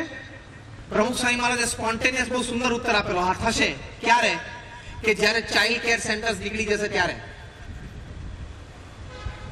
ચાઇલ્ડ કેર સેન્ટર્સ નીકળશે પછી વૃદ્ધાશ્રમ બધા નીકળશે. બાળકો નાના હતા ત્યારે માતા પિતાને એની માટે સમય નહોતો, પોતાની જોબ ને કરિયર પાછળ હતા. એ બાળકો મોટા થયા પછી એમને પણ તમારી માટે સમય નથી. they pay you back in their own coins. તો રિસ્પોન્સિબિલિટી ઓફ બિહેવિયર્સ છે, એ ઘરે બહુ ધ્યાન રાખવું જોઈએ. આપણા બીડી સોની જજ સાહેબ છે, એમણે એક પ્રસંગે વાત કરી જ્યારે એમને પૂછ્યું કે તમે તો ફેમિલી કોર્ટ્સમાં ઘણા બધા ઇશ્યુઝ નજીકથી સાંભળ્યા છે, જોયા છે, જજમેન્ટ્સ આપ્યા છે. What is the principal reason? મુખ્ય કારણ શું છે વિખવાદ ઉભો થવાનો? ફેમિલી શેટર કેમ થાય છે? આટલા બધા દુઃખી બધા કુટુંબીજનો કેમ થાય છે? એમણે તો હજારો કેસ એમના ફેમિલી કોર્ટમાં સોની સાહેબે જજમેન્ટ આપ્યા છે. આપણું નિષ્ઠાવાન હરિભક્ત છે. એમણે બે મુદ્દા વાત કરેલી કે એક તો tolerance has gone down to 0 level. સહન કરવાની કોઈની શક્તિ હવે ખલાસ થઈ ગઈ છે. મને કેમ કહી ગયો, કોઈ આપણી સામે આમ જોવે ને તો આપણને વિચારવા માંડે કે મારી સામે કેમ જોતો હશે. હવે એને આંખ છે એટલે જોયું, મુકને માથાકૂટ. મારી સામે કેમ જોતો હશે, મારી સામે જોતો જોતો શું વિચારતો હશે? જે વિચારતો હોય, તું ગમે તેટલો વિચાર કરીને મરી જઈશ, તને તો ખબર પડવાની નથી ને. તું શું કામ મગજ બગાડસ, તારી મેન્ટલ એનર્જી બગાડસ, ટાઈમ બગાડસ. આઈસ્ક્રીમ લઈને સુઈ જાય ને. એટલે એટલી બધી આપણી માનસિકતા વીક, નબળી પડી ગઈ છે કે આપણને સતત બીજી વ્યક્તિઓનો જ વિચાર આવે છે. કુટુંબમાં પણ કોઈ બોલ્યું હોય તો કે આ બોલી કહો, યાદ રાખે કે ફરી વખત આવો પ્રસંગ આવશે ને ત્યારે હું એને આ સંભળાવીશ. એ સંભળાવવામાં તારી મેન્ટલ એનર્જી કેટલી ખલાસ થાય તો વિચાર તો કર. એ તો તને કઈ જતો રહ્યો, એ તો ભૂલી ગયો, તું હેરાન થાય છે. You have two forget and forgive. જેટલું આનંદ આપી શકે એટલી જ વાતો યાદ રાખવાની. બાકી તો કેટલી વાતો એવી છે કે તમને ટેન્શનમાં લાવી દે, તમને ગભરામણમાં લાવી દે, અશાંતિ ક્રિએટ કરે. એને ભૂલવાનો જ પ્રયત્ન કરવાનો, કારણ કે એનું સોલ્યુશન જ નથી. એ વ્યક્તિ તો બોલીને જતો રહ્યો, તમારો ઇન્સલ્ટ કરીને જતો રહ્યો, શું કરવાનું? ક્યાં સુધી મગજમાં લઈને ફરવાનું? એટલે ટોલરન્સ આપણી 0 થઈ ગઈ, સહન કરી લેવાનું. બીજું સોની સાહેબે વાત કરી કે લેક ઓફ અન્ડરસ્ટેન્ડિંગ. એકબીજાને સમજવાની તૈયારી નથી, સમજી શકતા નથી. આ વ્યક્તિ આવું બોલ્યો તો કેમ બોલ્યો? શબ્દ નહીં વિચારવાની, એની ભાવના શું હતી? એની ભાવના કદાચ બગડી તો શું કામ બગડી? મારા તરફથી કઈ ભૂલ થઈ? એ થોડું ઇન્ટરજસ્ટી કરવી પડે. ફેમિલી મેમ્બર્સમાં તમે અંદરો અંદર સીધા જે સ્થૂળ શબ્દ બોલાય છે એને જ પકડી લો તો દુઃખી થવાના છે. એટલે એ થોડુંક આપણે ધ્યાન રાખવું જ જોઈએ. સ્પિરિચ્યુઅલ પેરેન્ટિંગ એક બહુ મોટો વિષય છે. એ અંતર્ગત આવી ઘણી બધી વાતો છે. How to understand family members better, how to impart moral behaviours to your children. આ બધી ખૂબ સુંદર વાતો લખેલી છે. તો એ બધી હકીકત છે, એ બધી વાસ્તવિક છે. Responsibility of behaviours. ત્રીજું છે is responsibility of inspirations, motivations proper role models, એ બધું આપણે થોડું ઇસ્ટાબ્લિશ કરવું પડે. સેલિબ્રિટીઝ બધા બોલીવુડ, હોલીવુડ, કોલીવુડ, ટોલીવુડ જેટલા વુડ છે ને પૃથ્વી ઉપર, એ બધાને તમારા સંતાનો એમને ટીવી પરથી, સ્ક્રીન પરથી ઓળખી લે છે. પણ શ્રવણ, પ્રહલાદ, નચિકેતા, ધ્રુવ એની વાર્તા થોડીક એને કહેવી જોઈએ. તો નાનપણથી એનામાં સંસ્કાર આવે. તમે શ્રવણની વાત એને કરી હશે તો કોઈક દિવસ તમારા પગ દુખતા હશે તો એ પગ દબાવશે, નહીં તો ગળું તો છે જ, ગળું દબાવશે. એટલે કંઈક એને સંસ્કાર નાનપણ તમારે ઓળખાણ કરાવી છે કે શ્રવણ. કારણ કે અત્યારે સેક્યુલર એજ્યુકેશન છે. ગધેડાનો ચાલશે, ગણપતિનો નહીં ચાલે. તમે ગણપતિનો મૂકો ને તો કે યુ આર સેફ્રનાઇઝિંગ એજ્યુકેશન. ગણપતિનો ફોટોગ્રાફ ના જોઈએ. ગધેડાનો તો ચાલે, પેલા ગલુડિયાનો તો ચાલે, પછી ગલુડિયા ગધેડા જેવો થાય. એટલે ગણપતિનો શીખવાડવામાં વાંધો શું છે? પણ એ આપણે શીખવાડવું પડશે, એ ઘરમાં આપણે સંસ્કૃતિમાં લાવવું પડશે. તો you have to impart moral and spiritual education to children. એ નાનપણથી એના સંસ્કાર આપવા પડશે. અને એમને સમજતા આ બધા જૂના કેરેક્ટર્સ છે, આ બધા મિથ છે. Steel this characters they have the power to inspire. 1991 આપણે કલ્ચરલ ફેસ્ટિવલ ઓફ ઇન્ડિયા અમેરિકામાં ઉજવ્યો. તે વખતે બ્યુટીફુલ બોર્ડરલેસ વર્લ્ડ સુંદર પ્રદર્શન તૈયાર કરેલું. એમાં એક ડાયરામાં હતા જેમાં શ્રવણ છે પોતાના માતા પિતાને પાલખીમાં બેસાડીને તીર્થયાત્રાએ લઈ જાય છે. તે દ્રશ્ય ત્યાં મિડલસેક્સ કાઉન્ટી કોલેજના એક સેક્રેટરી હતા બાય મિસ સિલ્વે, એને જોયું. સ્પોટ ગાઈડે એમને એક્સપ્લેન કર્યું કે આ દ્રશ્ય ને આ સ્ટોરી શું છે. એ ધ્રુસકે રડી પડ્યા. એનું પર્સ ત્યાં ફેંકીને સીધા પાર્કિંગમાં ગયા. કાર પિકઅપ કરીને સીધા ઓલ્ડ એજ હોમમાં ગયા. એને પેરેન્ટ્સને કીધું કારમાં બેસી જાઓ. પેરેન્ટ્સ એમ થયું કે આશ્ચર્ય. પહેલો વિચાર શું આવ્યો? Is she drunk? કે આ પીન નથી આવી ને અમને કે કારમાં બેસી જાઓ? કે ના, તમે કારમાં બેસો, મારે તમને ઘરે લઈ જવા છે. આજથી હું તમારી સેવા કરીશ, લાઈફ ટાઈમ હું તમારી સેવામાં છું. એવું એમને વિચાર આવ્યો. એના માતા પિતાને ઘરે લઈ ગયા. પછી પાછા ત્યાં એક્ઝિબિશનમાં આવ્યા. આપણા સ્પોર્ટ ગાઈડ એમને કહ્યું, પૂછ્યું એમને, ત્યાં વિઝિટર્સ બુકમાં લખ્યું પણ છે કે the story of Shravan inspired me. I'll serve my parents lifetime. તો આ કેરેક્ટર્સમાં આવા પાવર છે. એટલે એ બધી વાતો પણ આપણા સંતાનોને આપણે નાનપણથી થોડી કહેવી જોઈએ. અને કહી શકીએ ને એની માટે પ્રમુખ સ્વામી મહારાજ એક સુંદર વાત કરી છે. અને એ વાત છે ઘર સભા. કે ઘરમાં બધા જ કુટુંબીજનોના, આપણે લાસ્ટ ફ્યુ મિનિટ્સ છે આપણા લેક્ચરની, કે ઘર સભાની વાત પ્રમુખ સ્વામી મહારાજે કરી કે કુટુંબીજનો બધા જ રોજ રાત્રે જમ્યા પછી 20-25 મિનિટ માટે ભેગા થાય. અને ભેગા થઈને બધા સત્સંગની વાત કરે. દિવસમાં જે દિનચર્યા, જે વાર્તાલાપ, જે પ્રસંગો બન્યા થોડા એક્સચેન્જ કરે. અને એ રીતે બધા ફેમિલી યુનિટી વધારે વધે એની માટે પ્રયત્નશીલ થાય. તો આનાથી બહુ જ લાભ હજારો કુટુંબોને દેશ પરદેશમાં થયા છે.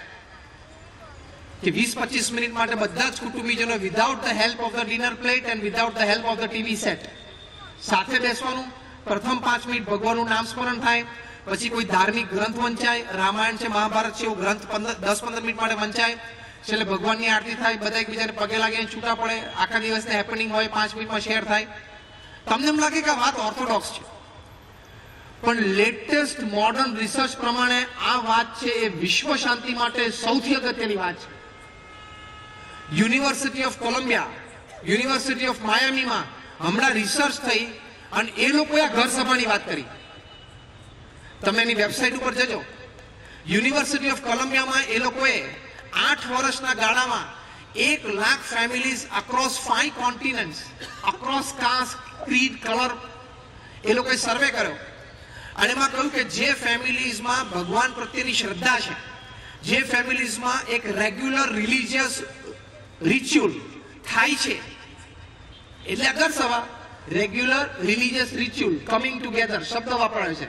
એટલે સાથે બેસીને કોઈ ધાર્મિક વિધિ વિધાન કંઈ કરે છે બધા કુટુંબીજનો, એ ફેમિલીઝને કેટલો લાભ છે. there is a long list of benefits. પહેલો બેનિફિટ લખ્યો છે કે આવા ફેમિલીઝમાં 40% there are chances more than non-believing families that the children gets A's and B's in studies. એ લોકોનું એકેડેમિક્સ સારું હોય છે. બીજું લખ્યું કે આવા ફેમિલીઝ જ્યાં બધા ફેમિલી મેમ્બર્સ ભેગા થઈને સાથે બેસીને કંઈક ધાર્મિક વિધિ વિધાન કરે છે, એમાં છોકરાઓ કેટલું બધું શીખે છે. તો લાંબુ લિસ્ટ છે. They know how to construct a conversation, how to respect other people's opinions, how to respect other people's taste. આ બધું એને ખબર પડે છે. યુનિવર્સિટી ઓફ માયામીમાં જે રિસર્ચ થયું એમાં કહ્યું કે જે કુટુંબોમાં ધાર્મિક વિધિ વિધાન સાથે રહીને કરવામાં આવે છે ને, એવા ફેમિલી મેમ્બર્સમાં સેલ્ફ કંટ્રોલ વધારે છે, કે એ લોકો ખરાબ આદતો અને વ્યસનો અને કુવિચારોથી પોતાની જાતને વધારે સારું રક્ષણ આપી શકે છે એવી ક્ષમતા, એવી ઇમ્યુન સિસ્ટમ એનામાં ડેવલપ થાય છે. તો આ મોટો લાભ નથી? તો રિસર્ચ થયેલી છે, આ વાત સાચી છે. સ્વામી બાપાએ જે ઘર સભાની વાત કરી છે એકદમ સાયન્ટિફિક છે. બાપાએ તો 70 ના દાયકામાં 40 વર્ષ પહેલા વાત કરી. આજે રિસર્ચથી ખબર પડે છે. અમેરિકામાં એક ચાઇલ્ડ ટ્રેન્ડ્સ નામની સંસ્થા છે. નિકોલસ ઝીલ અને ફિલિપ ફ્લેચર, આ બે વ્યક્તિઓએ સંસ્થા શોધી છે કે બાળકોના વર્તનનું એનું બિહેવિયર એ ટ્રેક કરે છે, એની ઉપર શેની ઇમ્પેક્ટ પડે છે એ ટ્રેક કરે છે. તો એ લોકો હમણાં 2003માં 10-12 વર્ષ પહેલા એ લોકોએ નેશનલ સર્વે કર્યો અને ત્યાંની ફેમિલી રિસર્ચ કાઉન્સિલમાં એ પબ્લિશ થયો રિપોર્ટ. એમાં એ લોકોએ કહ્યું 1 લાખથી વધારે ફેમિલીઝનું રિસર્ચ કરીને કે જ્યાં ફેમિલી મેમ્બર્સ ઇન્ટેક્ટ છે, એટલે પતિ પત્ની, the mother and the father અને એના ચિલ્ડ્રન બધા સાથે રહે છે અને regular religious activity coming together કરે છે, એટલે કે સાથે રહીને કોઈ ધાર્મિક વિધિ વિધાન રોજ ડેઈલી બેસિસ ઉપર કરે છે, એ લોકોને કેટલા બધા લાભ છે કે એ લોકોના સંતાનોની ફરિયાદ સ્કૂલમાંથી ઓછી આવે છે, એ લોકોના બિહેવિયર્સની ફરિયાદ સોશિયલ સર્કલ્સમાંથી ઓછી આવે છે, એ લોકોના ફેમિલી મેમ્બર્સની હેલ્થ સારી છે comparatively to non believers, comparatively to non performers, જેમાં કુટુંબમાં નથી થતું એના કરતા. એવા ફેમિલી મેમ્બર્સમાં એકબીજા વચ્ચેનો પ્રેમ અને સંબંધ અને સંપ વધારે સારો છે. હવે 20 મિનિટની ઘર સભા આ ધાર્મિક રિચ્યુઅલ કરવાથી તમારા સંતાનોને એકેડેમિક સારું થતું હોય, એની કમ્પ્લેન ઓછી થતી હોય, સંપ કુટુંબમાં વધતો હોય, બધાની હેલ્થ સારી રહેતી હોય, એકબીજા પ્રત્યે લાગણી પ્રેમ સારા રહેતા હોય, બીજું તમારે જોઈએ છે શું?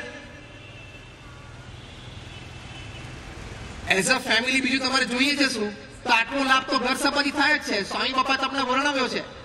પણ પેલું અંડર ધ સેફરન કોઈ વાત કરે તો જૂનવાણી લાગે, પણ 3-piece સૂટ પહેરીને ટાઈ પહેરીને વાત કરે ને, where it comes from under the white skin, તમને લાગે ઓહ આ મોટી વાત થઈ ગઈ. પેલું યોગ બોલે તો ના ચાલે, પણ પેલો દોડી આવીને યોગા પાછળ બીગ અમેરિકન એ લગાડે ને, વાયો જી ની પાછળ વાયો જી એ, ઓકે તો કરવા જી તો સવારે 5 વાગે લાંબો થઈ જાય અહીંયા. એટલે જો આ ઘર સભાથી લાભ છે અને ઘર સભાથી હજારો કુટુંબ સુખી થયા છે. એટલે હેપી ફેમિલી માટે આ ખૂબ જરૂરી છે કે બધા રોજ રાત્રે બધા ભેગા થાવ, જમીને શાંતિથી 20-25 મિનિટ બેસો ને એમાં કંઈક ધાર્મિક વિધિ વિધાન કરો. જો યુનિવર્સિટી ઓફ કોલંબિયાનું રિસર્ચ, યુનિવર્સિટી ઓફ માયામીનું રિસર્ચ, આવી એનજીઓનું રિસર્ચ સાચું છે, ખોટું નથી. મારિયમ વિન્સ્ટીન એક લેખિકાએ પુસ્તક લખ્યું છે the surprising power of family meals, title છે કે ફેમિલી મીલ્સ બધા સાથે જમે એમાં કેટલો પાવર છે. ઘણા બધી વાત લખી છે. એક વાક્ય લખ્યું છે it acts as a vaccine to protect your family members. તમારા કુટુંબીજોને કોઈ પણ ખોટી આદતથી બચાવવા માટે એક તાકાતવાળી વેક્સિન શું છે? તમે સાથે બેસીને જમો અને વાતો કરો. વાત સાચી છે સ્વામી બાપાની, આપણને જે પ્રમુખ સ્વામી મારે શીખવાડી વાત સાચી છે. તો જો આવી રીતે આપણે બધા કુટુંબીજનો સાથે રહી શકીએ. અને છેલ્લી વાત, એને ભગવાનમાં શ્રદ્ધા કરતા શીખવાડો. Make him a good believer in God. એ સારો ચાર્ટર્ડ એકાઉન્ટન્ટ એન્જિનિયર બને જરૂરી છે, એ બનાવવાનો. સારી ઇન્સ્ટિટ્યૂટમાંથી એને એકેડેમિક્સ આપવાનું, એની પ્રોફેશનલ કરિયર સારી થાય એની માટે પ્રયત્ન કરવાનો. સાથે સાથે એને સારો હ્યુમન બિંગ બનાવવો હોય તો એને ભગવાનમાં શ્રદ્ધા કરાવી જોઈએ. હમણાં અમેરિકામાં એક સર્વે થયો, યુરોપમાં થયો, લગભગ 17,000 યુવાનો in the age group of 12 to 27 અને દુનિયાના 17 દેશોમાં એ લોકોને પૂછ્યું તો 93% એવું રિપોર્ટ કર્યું કે life should have a spiritual dimension. જીવનમાં આધ્યાત્મિકતાની જરૂર છે જ. તો આ બધી વાત સાચી છે. અને ક્યાં સુધીની જરૂર છે? હમણાં FBI ના ડિરેક્ટર ઇદગર હુવર થોડા વર્ષો પહેલા રિટાયર થયા. 40 વર્ષ સુધી એ ફેડરલ બ્યુરો ઓફ ઇન્વેસ્ટિગેશનના ડિરેક્ટર રહેલા, એટલે બહુ જ ડિગ્નિફાઈડ પોસ્ટ. જે પોસ્ટને અમેરિકાના પ્રેસિડેન્ટે દિવસમાં 4 વખત ફોન કરવો પડે, કોઈ ઇન્ફોર્મેશન છે? કારણ કે ફર્સ્ટ ઇન્ફોર્મેશન એની પાસે આવે. એડગર હુવર રિટાયર થયા, બહુ જ ડિગ્નિફાઈડ ક્રાઉડ એમની ફેરવેલ સેરેમનીમાં હતું. બધા બોલ્યા, એમને કહ્યું તમે પણ બોલો. 3 જ મિનિટ બોલ્યા પણ બહુ સુંદર વાત કરી. હવે આ વાત છે ને આજની આખા ટોકનો સાર છે, એટલે બરોબર સાંભળજો. એડગર હુવર 40 વર્ષ સુધી founder director of FBI America, federal bureau of investigation. એમણે રિટાયરમેન્ટ વખતે વાત કરી કે મેં 40 વર્ષ ક્રાઇમ સાથે ડીલ કર્યું છે. 40 વર્ષમાંથી મેં છેલ્લા 15 વર્ષ ચાઇલ્ડ અને ટીનેજ ક્રાઇમ ઉપર કામ કર્યું છે કે નાના બાળકો અને ટીનેજર્સ કેમ ક્રાઇમ કરે છે, એનો માનસ કેમ વિકૃત થાય છે. આઈ વર્કડ ઓન ધેટ. એવા બાળકો સાથે હું રિહેબ સેન્ટર્સમાં રહ્યો છું, એના રિહેબ પ્રોગ્રામ્સ મેં ડિઝાઇન કર્યા છે, એમાં હું ફિઝિકલી ઇન્વોલ્વ થયો છું. એવા પેરેન્ટ્સ સાથે હું ઘરે 10-10, 15-15 દિવસે ફેમિલીમાં રહ્યો છું. મૂળભૂત કારણો શોધવા માટે કે યંગ જનરેશન ક્રાઇમ તરફ કેમ જાય છે, ફ્રોમ સ્મોલ પેટી ક્રાઇમ્સ ટુ બિગ. એડગર હુવરે કહ્યું મારા 40 વર્ષનો ક્રાઇમ સાથેનો અનુભવ અને એમાંથી 15 વર્ષનો ચાઇલ્ડ અને ટીનેજ ક્રાઇમ સાથેનો અનુભવ, એની પરથી હું એક તારણ ઉપર આવ્યો છું. હવે સાંભળજો. એડગર હુવરે કહ્યું a child who has been taught to obey the laws of God will find very little difficulty in obeying the laws of man in future. નાનપણથી તમે તમારા બાળકને ભગવાનના કાયદા પાડતા શીખવાડશો તો મોટા થઈને એને માણસના કાયદા સમાજમાં પાળવા માટેની તકલીફ નહીં પડે. તમને એમ થાય કે ભગવાધારી સંત તો ભગવાનમાં શ્રદ્ધાની વાત કરે, એડગર હુવર કરે, મોટી વાત છે કે નહીં? Can you deny Edgar Hoover? આપણે અહીંયા બેઠા છીએ, આપણે કોઈ એડગર હુવરના સ્ટેટમેન્ટને ચેલેન્જ કરી શકશું? Can you challenge? નોબડી. 40 વર્ષનો ક્રાઇમનો અનુભવ એટ ધ ટોપમોસ્ટ લેવલ, એમ કે છે કે ભગવાનમાં શ્રદ્ધા કરાવો. આવા તો 500 પ્રસંગો છે. તો આ હકીકત છે. યુનિવર્સિટી ઓફ માયામીના રિપોર્ટમાં આ વાત પણ લખી છે. With immense faith in God and some religious activity once a week, એકવાર પણ અઠવાડિયામાં એક ધાર્મિક વિધિ વિધાન કરશે ને, એની ટોલરન્સ વધશે. Less delinquency, less depression, more confidence, more energy, a better human being with a positive attitude. તો આ બધા લાભ નથી ભગવાનમાં શ્રદ્ધાના? મોક્ષની સાલ્વેશનની વાત પછી પણ આ બધો લાભ નથી? કેટલો મોટો લાભ છે. તો આ આપણે ભગવાનમાં શ્રદ્ધા કરાવી જોઈએ. નાનપણ જેને શીખે, તમે એને ક્લબમાં લઈ જાઓ છો, જીમમાં લઈ જાઓ છો, મોલમાં લઈ જાઓ છો, ચલો એની ના નથી, ઇટ્સ પાર્ટ ઓફ લાઈફ, લઈ જાઓ, ઓકે ફાઇન. પણ એને મંદિરમાં પણ લઈ જાઓ ને, વાંધો શું છે?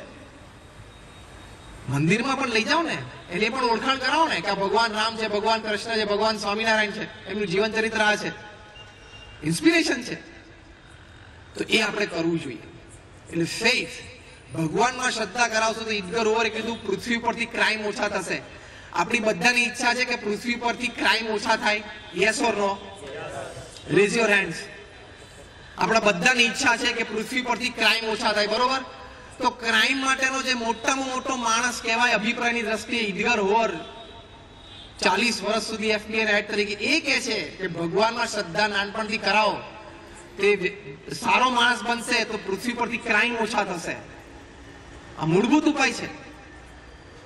એટલે આપણા ફેમિલીને હેપી ફેમિલી બનાવવા માટે, in short, first responsibility of time, love and care. એમાં મેં કોનો પ્રસંગ કયો? કુમાર મંગલમ બિરલાને યાદ રાખવાનો. હું રિપીટ કરું છું છેલ્લી 2 મિનિટમાં. કુમાર મંગલમ બિરલા ટાઈમ ફાઇન્ડ કરે છે. સ્ટીવ જોબ્સ છે, એને એના કુટુંબને આટલો બધો ટાઈમ આપ્યો. વોરેન બફેટ પણ આપે છે. એટલે તમારે આપવાનો, fill in the blank, તમારે આપવાનો છે. એટલે responsibility of time, love and care. Second responsibility behaviours. તમારા વર્તન ઉપર અત્યંત ધ્યાન રાખજો જેથી તમારા ફેમિલી મેમ્બર્સ સવડી વાતો શીખે. ત્રીજી વાત છે responsibility of inspiration, motivation and role models. એને તમે સેલિબ્રિટીઝની ઓળખાણ કરાવો છો, ટેનિસ સ્ટાર્સની ઓળખાણ કરાવો છો, ક્રિકેટર્સની ઓળખાણ કરાવો છો, એ સારું છે, ઇન્સ્પિરેશન મળશે. સાથે સાથે શ્રવણ, પ્રહલાદ, નચિકેત અને ધ્રુવની પણ ઓળખાણ કરાવજો. એટલે right kind of role models. એ ત્રીજી વાત. ચોથી વાત, responsibility of a regular religious interaction every day on a daily basis. એ પણ રોજ કરજો.